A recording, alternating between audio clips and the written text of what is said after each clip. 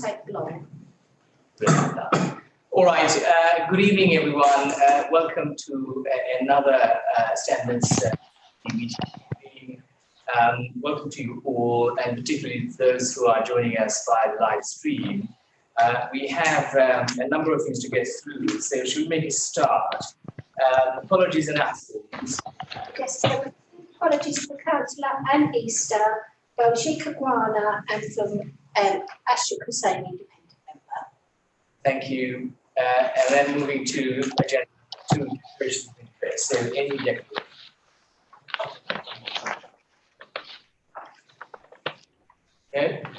No? No. Item 3, minutes of the last meeting, which can be found at page 9 of our papers. So taking the first page, you confirm that the accurate record. Yeah. Page 9. I'll come to the action log in a moment, but just going through the items in the minutes. Page 10, page 11, finally page 12. Anybody has any observations or any comments to make about the contents of the minutes? Then can we confirm that that those are an accurate record? Yes? Yeah. Thank you very much. Just briefly going through the action log. I think most of them form part of the agenda anyway, don't they? So I don't think we need to trouble ourselves with items in page 13, unless somebody tells me different. I mean, the big issue is, of course, one big issue is the code of conduct, but I think we're going to be talking about that. Yeah, we can touch upon it. Well, yes. Sorry, Chair. So, if I may. Yes. So we have SAC 001, which is a review of the LGA Model Code of Conduct. Just on that, I am aware that an email was sent on the 8th April, yes. Just setting out some. Just setting out the Council's position on where we are with the review of the LGA Model Code of Conduct and the key issues and next steps. What's proposed on the action log is that the further update will be brought back here. Just looking at the timetable for that full report, you've had a preliminary overview. I'm just a really detailed discussion needs to take place at this meeting with regards to what we need to do with our code of conduct. And I'm just looking at this on the 1st of June. I'm hoping that is doable. We need to think about, so I'm only here, I'm an interim. I think what I'm seeking for is maybe a bit more of extension on that, but a fuller discussion needs to take place here on that code. And following Lookman's email, yes. which he did circulate, it sets out the chronology, the key issues, and also talks about the recent government response and next steps. I think that would form a very good basis for a report for this committee that we can then have a more detailed discussion on that. Thank you, that's useful. Can I firstly check that you've all received and read the email from Lookman dated 8th of April? Yes, I have. Nods, yeah. And just following the whole thread of that email and coming to the key issues, on his analysis, on Lookman's analysis, I mean, there's quite a bit there to deal with.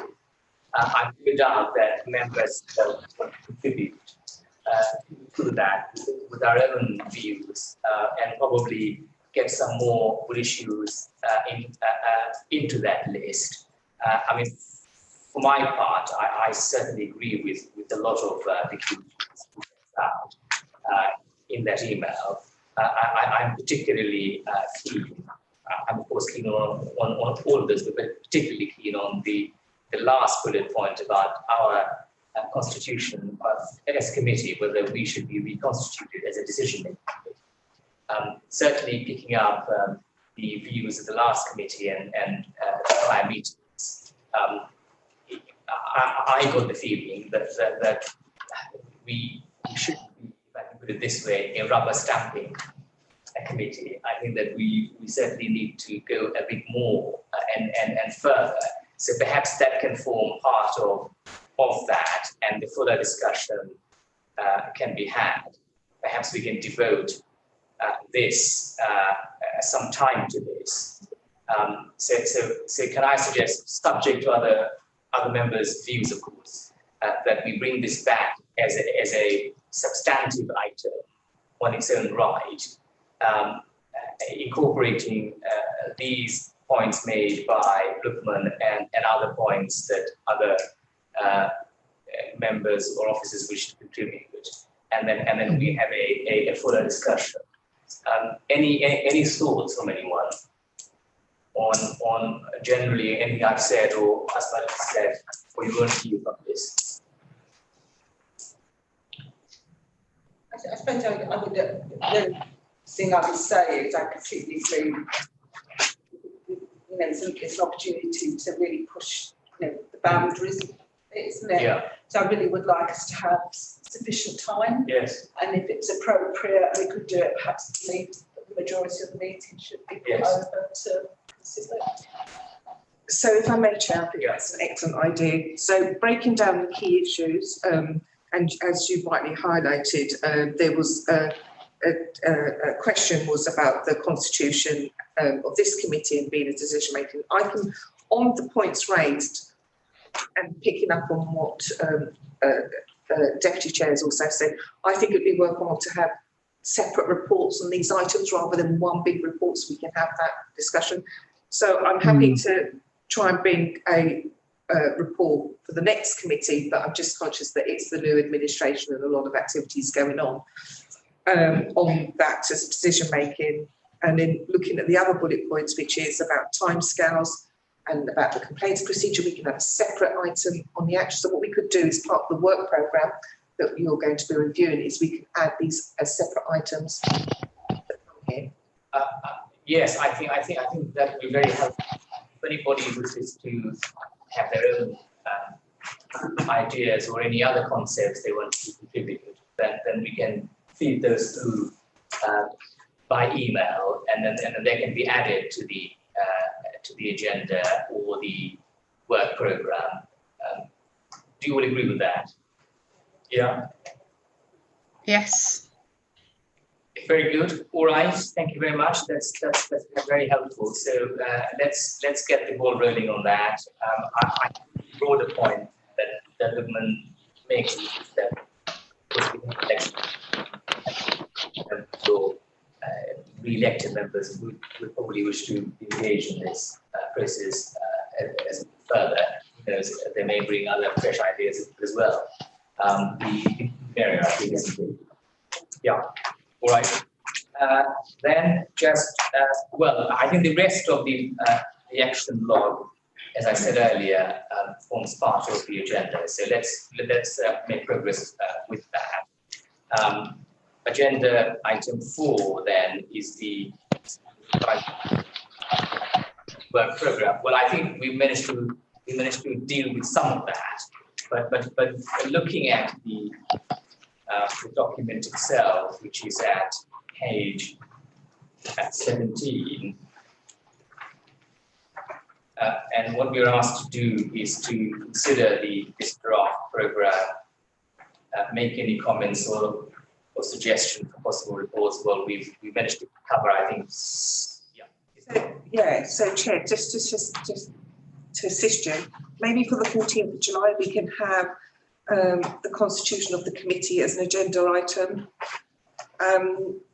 We could, in October, have the LGA model code of conduct, maybe a report on category of interest and the complaints process and transparency.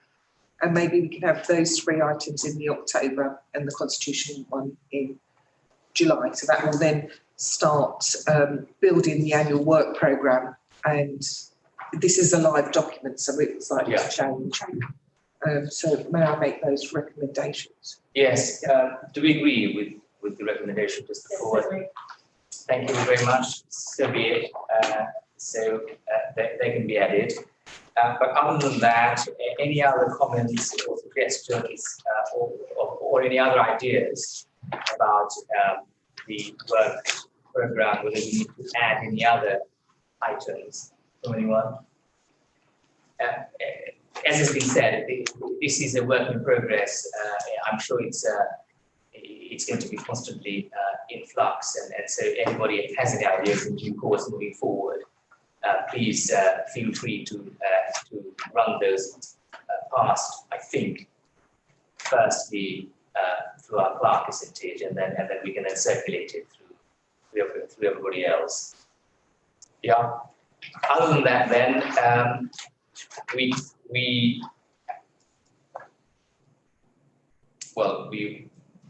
considered the draft, all right. Item 5, then, Mayor and Member Induction and Development Programme 2022, which is at page 21, and I think this is your item. Is it? Yes, so I also have Sean in attendance, who has been working very closely with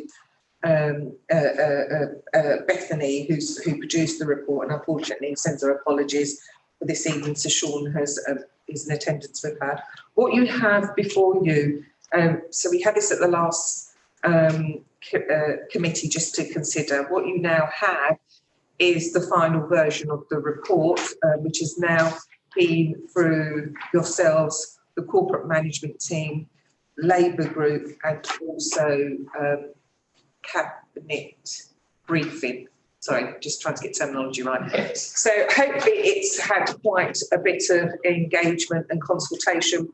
So really the committee tonight is just to note the report and to note the process it's gone through. It is now part of that engagement and consultation was the commentary that which you'd see in the previous report, that we will bring back to this committee the induction and training update and register to be open and transparent. And that was welcomed by a lot of people actually when we went through that process. So this is the final version that is going to be implemented now. And work is underway. I don't know if Sean would like to add anything further to that. I don't think most of the stuff is in the report. I think the key thing is that it's quite a comprehensive training programme that, as Matt has pointed out, has been through quite a lot of consultation, including officers as well. So I think it's quite a solid piece of training. Thank you very much. Yes, I mean, at the last meeting, we did have a fairly extensive discussion around this, and some of which is incorporated in the minutes. And I see, if I compare this document with the previous one, it has undergone what we invited it to do.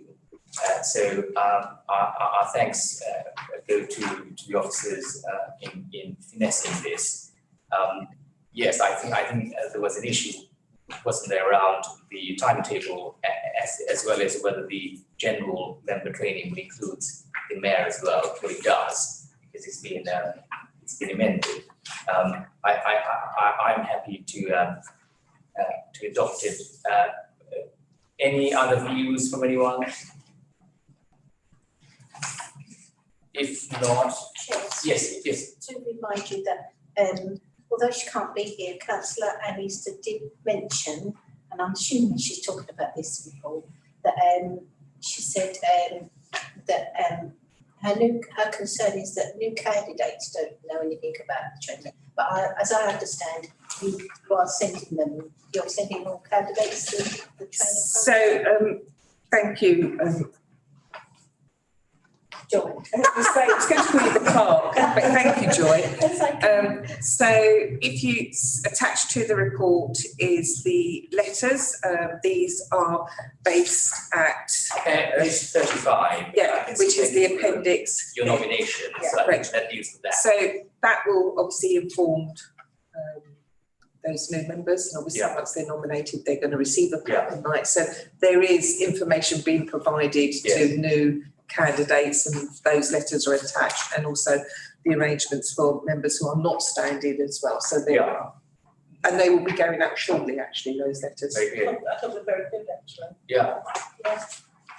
No, that's quite right. It's pithy, it's to the point, it sets our timetable.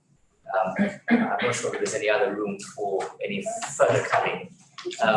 But the way I read it, yes, it was included, i.e. the candidates were included, and if it wasn't that obvious, it's certainly made so by the appendix letter. All right, then do we then note the report and the engagement and the consultation? If so, please say aye. Yes? Aye. Thank you very much. That deals with item 5. Moving on to item. Sorry, yes. Allow Sean to go if he wishes to go. Yes, absolutely. Sean, thank you very much indeed. You're very welcome to stay if you want to, but you feel free to leave. I'm going to leave. Thank you very much. All right. Okay, thank you.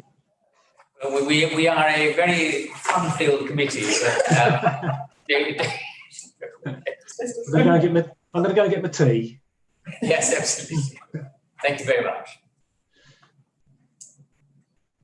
Okay, so item 6, update on the dispensations and holding of the disclosure of members' home addresses. That is to be found on page 45. And I think it's a short point there, isn't it? Forgive me, it's page 45. And what we are asked to do, we'll be asked to note the dispensation and also the withholding of personal addresses of members. Do you want me Yes, to? please, thank you. So thank you, Chair. So you are correct. What you have before you is a report, and it's just to some basically good governance, but also to ensure for after May elections that we are covered on our dispensations up until May 2026. So in particular, highlighting 1.9. So Newham currently grants has a list of dispensations which you're all familiar with. They are set out in each committee under the dispensation members' declarations of interest category, and they list which general dispensations are granted to all members, so they don't have to ask for the dispensation at each meeting. What I have proposed is that list of dispensation, which is listed at 1.7, continues for the new candidates or returning candidates and or mayor for another 4 years, so we don't have to keep coming back to the committee and or the monitoring officer saying, can I please have a dispensation on this matter as I have an interest. So those are listed, for example, where we have discussions around members' allowance, statutory sick pay for members, where there could be discussions around school meals. I'm asking that this committee supports and notes that as myself as monitoring officer, that I will be granting that dispensation for another 4 years until May 2026. So that's the first ask. And I'm just doing it in preparation because we have annual council in May, and if something comes up, new members won't have that dispensation. The second ask is following the tragic incident of Sir David Amos, and Newham, rightly so, moved, like many other local authorities, moved to remove councillors' addresses from the website register of interest. The ask before you is that I am of the view as the council's monitoring officer that should continue for the new members or returning members, and that practice continues, that we do not disclose members and or the mayor's address on the web pages or on our register of interest, treat them as sensitive interests. So the hard copy that I will hold as MO, I will have that address, but it will not be available to the public. And it is following the incident around, well, there's been quite a few incidents involving members and MPs, etc. So those are the two asks that I've put before you as MO, and I'm seeking endorsement from the committee on those two asks, please. Any remarks, any thoughts on either of those items? Anyone? Yeah. Thank you, Chair. I guess I just have a remark, I guess, more so than I totally agree, and obviously as an elected member that addresses should be withheld just for the personal safety of those members. But I do have a question just in relation to if residents do find out your address, what the procedure be then? So, so you will have neighbours and people in the community who know where you live. There's nothing we can do about that. That's part of living in a community or in an environment. So I think the question is, if you are fearful of your safety, that's an issue that I have been in communications with the member support and Jessica Crowe around the council and members' safety. Now, I would, it's a really good question, because I would recommend that this committee asks to see the council's member safety protocol or procedure and guidance. I understand that is work in progress. I have been in discussions with around what is our protocol, procedures around member safety protocol. But the Local Government Association has issued guidance out to members to say, if you fear for your safety, this is what you do. My first port of call is 999. Yeah, you report it. But there's other things that we as a local authority can do to support our members when there is, concerns. And that protocol is being worked on and developed at the moment. And I would recommend that this committee has oversight of that protocol. And you could put it on the work, hence the live document. The work programme is a live document. But yeah, so people knowing your address is people going to know. But if there is a fear of safety or harm, or you have concerns, report it. Come speak to myself as well, because I could then talk to you about what other powers we as a local authority can help to, make our members feel safer. Example, there's various powers out there. There's various documents and things we can do for member safety. Thank you. Yes, I think from memory, there was discussion about the members' safety protocol. I wonder whether we just need to look at that again, and if that can be brought back and form part of the work programme. Yeah. Do you agree with that? Yeah, I do. Yeah, I agree. Yes, so let's do that. Can I ask a question on that? Just in regards to the members' protocol around safety, I guess the question I would ask would be, rather than looking at a document with that whole piece thing about being proactive. So you spoke about it's in train at the moment and it's being worked through. What is the timeline for that, and how does it fit within the timeline of the work programme? Just because I'm a true believer in prevention is better than cure. So I just wondered that. So may I take that away and speak to the corporate director, because it falls within not within my service area, but I'm happy to speak to officers and get a timeline for you. What I can say is I've started that discussion, and I have started, and so has the corporate director, we've started having those discussions about where is the protocol, because I understand there was some work done, but where's the actual protocol or flow chart that members can walk away saying, I know what to do because this has happened. And perhaps then vibes that we are sending through you, Councillor, is that it's an urgent document. Yeah. And perhaps we can bring it back as reasonably quickly. I don't want to pressure anybody, but also not at the expense of the other urgent matters that we've identified. But it is an urgent item. but I imagine everything that you said about preventative steps, I presume you looked at it. I imagine that it will speak about those things in the protocol. Yeah, right. Yes. I mean, the first general dispensation is as standard. It's in situ. It's been there for quite some time. I suppose the only change is the newer change, which is the person safety, and I think that's only right and proper that continues, at least until foreseeable future. Yeah. All right. So then we note both of those dispensations. Yes, do we? Yeah, can I tell him? Oh, and we endorse it. Are we supposed to agree with the recommendation? Are we agreeing or? I think we agreed, and I think you use the word endorse.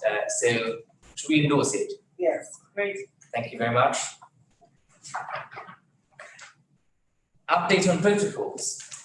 Item 7, page 49. And we are asked to consider the protocols and agree that they be reviewed and reported back. Well, without putting a finer point to it, I say it's high time, particularly taking into account some of these. And the first one in the first appendix, which is at page 53, it goes back to almost 20 years ago.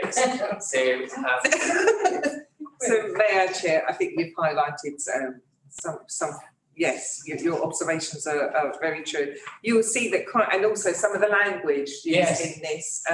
For example, I think it's. I was very surprised when I read this that we don't use the terminology information barriers, and we use something that's quite archaic language in that protocol for dealing with joint arrangements and third party. So I'm used to creating information barriers as opposed to what we say we do here. So I do think a whole review in language that's used in some of these protocols, but also I think we need to ask other parts of the council to consider, and for example HR, because there are HR implications here in some of the protocols, because it refers not just to members, it refers to staff. So we need to ensure that that it complies with what the council as an employer is to its employees and its employees' protocols. And we also need to consider on one of them around insurance and the indemnity. So it's outdated in terms of the equality laws, isn't it? I mean, stylistically, I didn't particularly follow it. I'm confused. If I turn to, for example, if I turn to page 59, it starts at paragraph 1 and then ends at paragraph 12 on page 60, and then there's something called a guide to the law for members.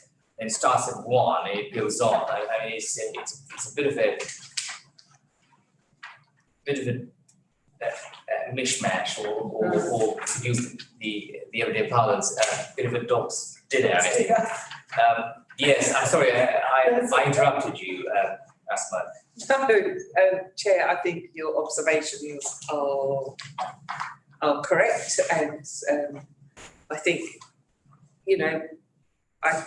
as you said, I think officers would welcome the committee's consideration for us to review this and bring back and bring more up-to-date, fit-for-purpose protocols, but these are part of the last cohort of protocols that do need to be reviewed. I think the other thing that we also need to consider, it seems to me, is a time frame by which all protocols needs to be reviewed. I mean, look, I pointed out it's 20 years, and then the next protocol, indemnities, 2007, it's almost 15 years ago, and then the next one after that, the licensing, the two licensing, the general and specific, 2012. I mean, that anyone looking into this, any members of the public will just think, well, these are just done way more arbitrarily. I think that we need to have a timetable by which we say we will review protocols every 2 years or 3 years, and that also needs to be looked at. So perhaps we can incorporate that element as well, please, when this is reviewed in a wholesale way. Yeah. I suppose my concern is, or my observation is, this is a lot of work, isn't it? It's a huge amount of work. And had you, so it's here for us to, you put in there so that we know that it's a huge amount of work. So I think the observations are made are really relevant. Yeah. Firstly, is how fit for purpose are these protocols? References made to how old they are, and I think there's some really important commentary that's been made that we need to own within the council. So time has lapsed. I'm sure the law's changed in some of these. Like I said, the language has changed. We don't use some language that's been said. So the reason why it's brought here is, one, to bring it to members' attention, so we can own it as a committee. I think the observation made by the chair about reviewing every 2 years, I think for me, when we meet in the new administration, one of the things is looking at the terms of reference of this committee and giving this committee the ability to look at those protocols on a cyclical basis so we can make sure they're fit for purpose. There is a lot of work here. It is more than just myself as MO going through them. I do need to engage other service areas, like I said, the insurance, HR. We need to cross-reference it. So I think it needs to be on your radar, which is why it's been brought here. And yeah, there is an acknowledgement about the amount of work that needs to be done. I suppose given what we're referring to, that there's an audit, there's a kind of, or to use some common, like a popular phrase at the moment, it's the optics of it, isn't it? And the audit on it. Yes. And I wonder, should we be seeing a timetable that is resourced and is realistic? Because if it goes away to the next committee, we still don't know what was being put in place, do we? So sorry, before you, I don't want to give you the scattergun approach of all the comments, but yes, I mean, it shouldn't fall necessarily part of the more urgent items that we've identified, but it is nevertheless an item that needs to be looked at. And having considered the points that Julie makes, that it is a question of resources, it is a question of time, and all the rest of it, perhaps we can try and see if we can accommodate it within our work. That's what I'd like to timetable. Yeah. Yeah. I suppose the question is once you've had a conversation with your other counterparts across the council, you probably then get a feel for how long this will take, and then where you can fit it in. So this comes back to our work programme, doesn't it? Yeah. And the appetite of the committee and how we can move. Question: do we need to move at pace, etc., etc. So if you think about our work programme, we've got July 2022. We've got quite a bit of work in October 2022, and then we have one in January and April 23. Yeah. So what we could do in the July committee is bring forward what that work programme looks like, and then question, is 4 committees enough? We may need an additional one question. That's something we will need to consider when we see what the work programme looks like. As committee members, you might want to say, right, we may need an additional committee because there is a lot of work to do, or you might want to create a subcommittee of this committee that goes off and looks at them and then brings back. There's various things, but I think you're totally right, Chair. I need to have a discussion with other officers to find out realistic timetables. Some of this can be done, like, for example, the licence committee my preference would be that goes through the licence committee process as well. So you've got that endorsement and support from the licence committee and standards committee. That's good governance, isn't it? Making sure that everyone owns it. So I need to look at that a bit more. I know it sounds a bit, but I just wanted to bring it to your attention. I think that'd be really helpful if I can speak to services and officers and say, what's realistic? Let's be, reasonable in this, and then bring that timetable with the work programme. No, I think I speak to everyone when I say we are grateful that these items have been brought before this committee, particularly given the vast length of time that it was last adopted or decided upon. So thank you very much indeed.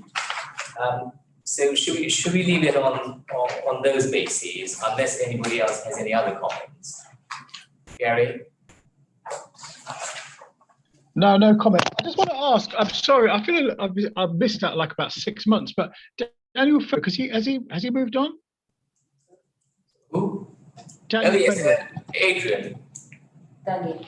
No, Daniel. Sorry, Daniel. Yes. Right. Sorry. I'm just sorry. I feel I've lost 6 months. But when did he actually leave? In December. Okay. All right. That's all. Because I was like, okay, he's not here. Okay. He's gone to pastures greener, but he's so I'm told. It's the first time I didn't use that expression for Liverpool. Sorry, he's moved on, yeah? It's a city of culture, I believe, a few years ago. Yes, it's come a long way. Anyway, we love Liverpool. We love Liverpool. But we have, of course, the very able Asmat here. Right. Okay. Who's great. You can tell I haven't been to a meeting for quite a bit of time. Okay. Thanks so much. That's all I wanted to clear up. Thanks.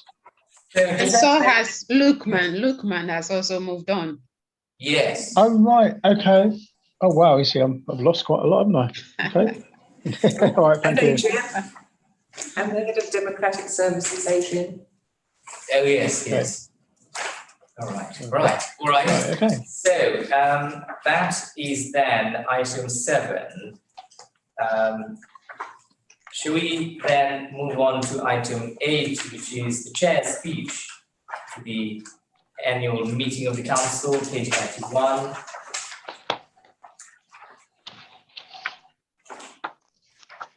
And the committee is being asked to consider the information and make any suggestions or for any other information that we consider could be included in the report. Sorry, what page is that? Well, I'll give my view last if I may. I'm quite interested in other people's remarks. Page 91, Gary. Page 91. Thank you. I thought you said page 31. You see, my hearing's gone. Okay, thank you. Yes. Okay, it's been a long day. All right, great. Thank you. Any comments from anyone? Yeah. I suppose it's quite sterile, isn't it? And I suppose in some respects, the presenter may bring some more life to it, I guess, is what I would say. And it would be quite nice to be able to say something a bit more about aspiration, if that's permissible. I don't know if it's permissible. So, I think we need a bit of a va-va-voom, if I can put that. Otherwise, we don't want to be turning into the figure of a Dibley Parish Council meeting. Yes, I compared this note. I think, to be fair, this is probably the bare bones of it, which is absolutely right. We do, of course, need to. This is the essential facts of what we're doing. That's absolutely right. But I compared it to the speech I made last year, and all of this is actually contained in it, but in different parts. So I wonder whether we just need to look at that document and perhaps see whether we make some stylistic changes or some other changes to it. But generally speaking, I mean, this is fine. I think short and sharp to the point is all well, but I imagine that they will be looking for a bit more of the exciting stuff that they're doing, and that's the exciting language that they're looking for. So I hesitate to use the word to sensationalize it, but all within good bounds.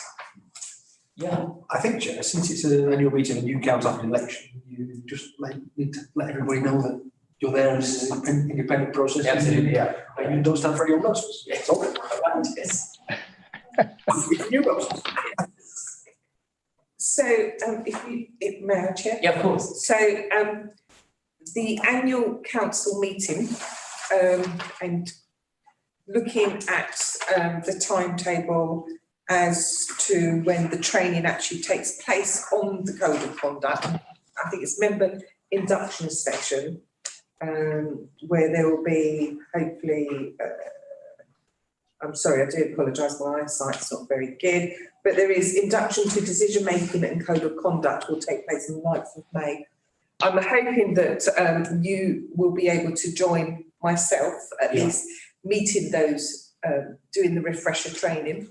And so by the time you get to you may want to reiterate the expectation of members and the code of conduct. Yes. In that session that I'm due to work up, and we'll send you the slides to make sure it.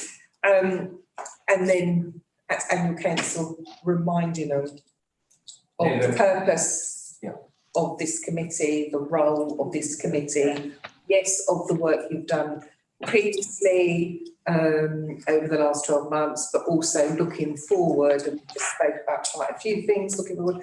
And sensationalising code of conduct. I look forward to hearing your speech. Yes. They'll be very excited by it. Rising from the chair. But you will be personally in attendance, and also other members who may be at full council, I would advocate that they also stand up and make a couple of lines in support as your role as members of this committee, and giving it the kudos and the gravitas it requires. Absolutely, I think it's a really good point, actually. Yeah. I really do, yeah. It shouldn't just come from the chair, it should come from all members of the standards committee. Both the elected and the independent members as well, because of course this is our constitution, this is our uniqueness, of course. Yeah, no, I think that's an excellent idea. I'm very happy to do that. Other than that, any other comments? All right. No doubt. I'll get the text of it. Yeah, we've got something together for you, Jim. Yeah. Okay, so then moving on to item 9, which is the ethical framework, page 95 of our papers, and we are asked to do the following. 1, note that there be no declaration of interest made at meetings since the 22nd of February 2 to date. 2, note that there's been no gifts or hospitality declared since the same date to date. And finally, note the update on the code of conduct complaints received, which I think forms part of the exempt item, doesn't it? Yes. So we'll look at that towards the end. Do we note all of those things between 1 and 3? Yeah. We do. Thank you. Thank you very much.